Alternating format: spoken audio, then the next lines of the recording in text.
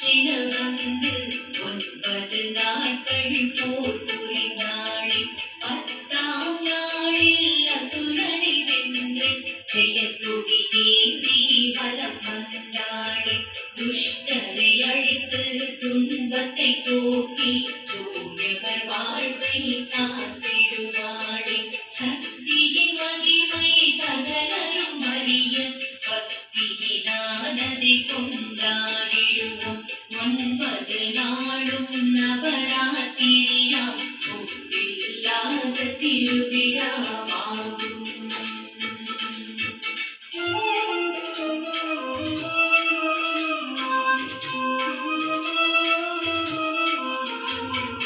அருள்வடிவான முப்பெரும் தேவிய அடியவர் வணங்கிட தனம் பல தருவார் கருணை நீங்கி வளமை சேர்ந்திட பற்றா கருணை மழையினை பொழிவார் துர்க்கை அம்மனை 3 தினங்கள் பூஜைகள் செய்து வழிபடுவோமே தெற்கதியாக